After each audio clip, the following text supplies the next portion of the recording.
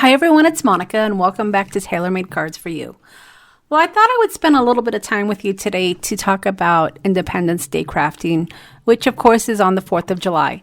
I know a lot of us don't necessarily create projects or cards for the 4th of July because not everybody necessarily sends out cards for the 4th of July. But there are some great projects that you can create out there just for yourselves or maybe to even give as gifts.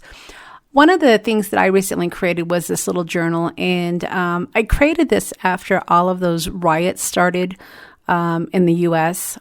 Just crafting is an outlet for me, and just a lot of unrest in the world right now, specifically in the United States. So I created this little journal just for myself.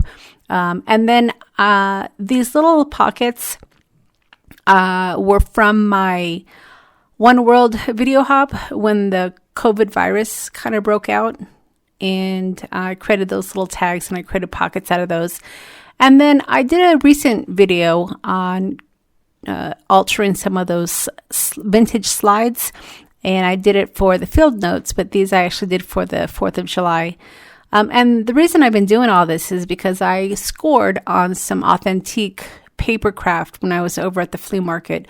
So I just wanted to give you some ideas on how to create for the 4th of July if you are going to be doing some crafting. So these little slides here are created using the paper dolls, the Tim Holtz paper dolls, but there's other items that you can use as well.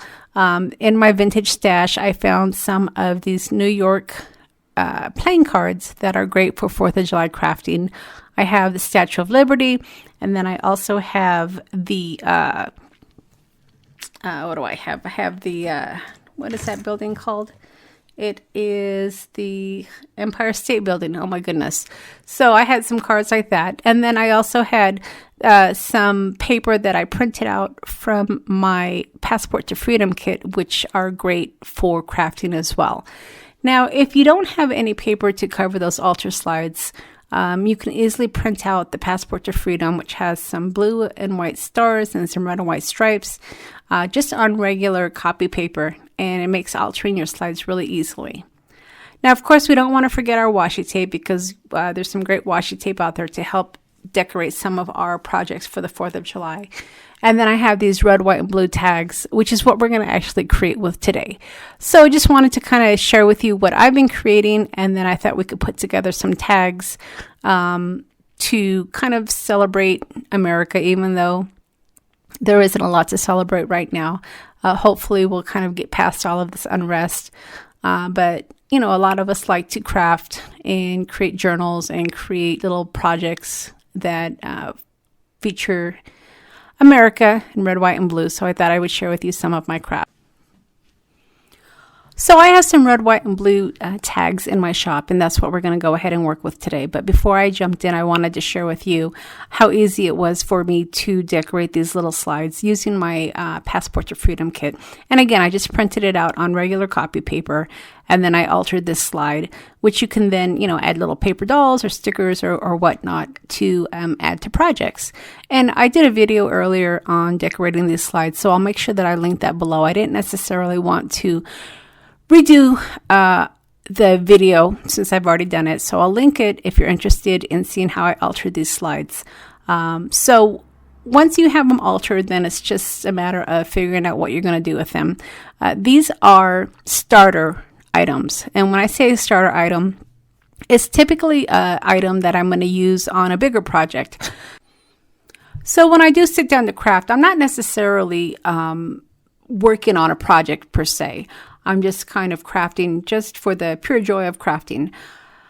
So I'll create little embellishments that I can use later on, and then I'll put them in a bag that I can always come back to. So today I wanted to use some of those embellishments and create some of these layered tags. So what I ended up doing is I just ended up printing out some of my ephemera pieces from my Passport to Freedom, and then I'm going to go ahead and use some of these vintage cards. Now, when I'm creating a layered card, you've seen some of my videos where I've created layered cards before. I don't necessarily know how I'm going to layer it. I'm just pulling out some of my ephemera pieces, and I'm just playing with it to figure out exactly what I want to do. A lot of it is just once I see it, I know that that's what I like, and then I go with it. So when you are creating a layered tag or even a layered card for that matter, pull out some of your smaller items and then just start playing with your items. And don't be afraid to play outside the lines. And what I mean about that is you don't have to stay within the confines of your tag. So if you have some layers and you want to go outside of your tag, definitely do that. And you're going to see that I'm going to do that as well here. Many of these items, like I said, are beginner projects or beginner embellishments. So even if you do go outside of the lines or outside of your edge, a lot of times you're going to end up layering that on something else anyway. So for instance, this finished tag might end up on a journal, it might end up on a card, or it might just be an insert for a journal. You know, there's a lot of things that you can do with it. So you don't necessarily feel like you have to sit down and have a finished project in mind.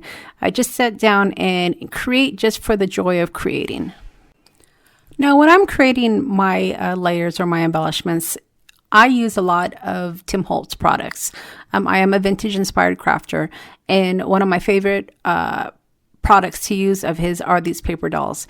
And the paper dolls come in small pieces, which I use for my slides, and they work perfectly for the slides. They come in medium pieces, which is what you're seeing on my tags. And then they also come in the larger pieces, which are the paper dolls that I'll use typically for my journals or some of my larger cards. So you have a good variety with the paper dolls. And what I love about the paper dolls is they fit many occasions. Like for instance, this little girl here with the flag is perfect for your Independence Day crafting. And I'm going to be able to use this vintage playing card for part of my background. And like I said before, don't necessarily feel like you have to play with the confounds of the border. Feel free to, offset your card or maybe put your paper doll off of the tag a little bit.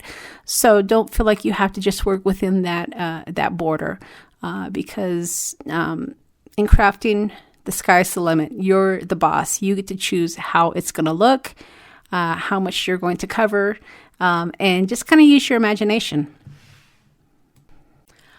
Now, when I was going through my stash to create these tags, I pulled out anything that was red, white, and blue. So it doesn't necessarily have to be 4th of July because our theme here is America, right? Not necessarily 4th of July. So anything red, white, and blue is going to work. And that's when I had the idea to pull out these tags. One of the tags, the blue one, says miscellaneous property. The red one is just a perforated tag that you can tear off the bottom. And then the white one as well. And then, like I said, I found some authentic stickers and paper over at the swap meet that I'm also using to embellish my tags as well. So go through your stash, see what you have, and anything really red, white, and blue is going to work for these types of little tags. Now, once you have your layering done, that's when I typically will bring in white or black. And Tim Holtz has the little Chit Chat stickers, and as well as some of the remnant rubs that you can use to add numbers, to add little words or little statements, just to finish off your tag. And that's typically what I'll do with some of my smaller embellishments is after I get it all layered, then I'll find some sort of word or phrase that will work just to kind of finish it off.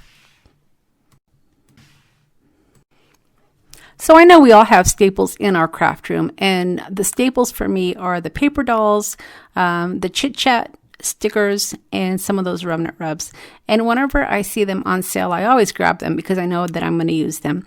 And even though I may have, paper dolls, a couple packs already, if I find it on sale, I typically will grab it because I just add all of my paper dolls into a Ziploc bag. And typically I will divide them between small, medium, and large. Because like I said, I use them for different things. The smaller ones have worked great for these slides. And I was so excited when I actually find a project that I could use the smaller paper dolls with because I had a hard time using those. And now I have a little slide that I can create. And I can use those for all seasons, not just 4th of July or Independence Day. You saw that I created them on the last video for my field notes using bugs. You can use them for Halloween. You can use them for Christmas. There's lots of ways that you can decorate these little slides. So if you ever just feel like crafting and don't necessarily want to create a project, sit down and decorate some slides because you're going to be able to use those in the future.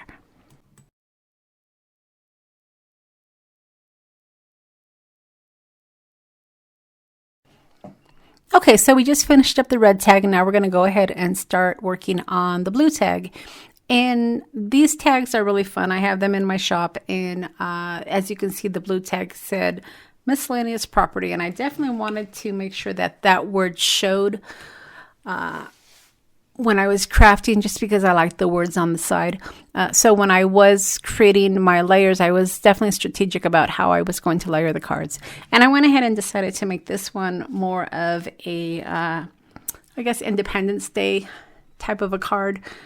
So I wanted to start out with my Statue of Liberty. And then I'm going to add my covered slide to cover that New York. I didn't necessarily want it to say New York, but I wanted it to show the Statue of Liberty. Now remember, you don't necessarily have to keep the whole card. You could use a die cut. You can use scissors just to maybe cut out the image.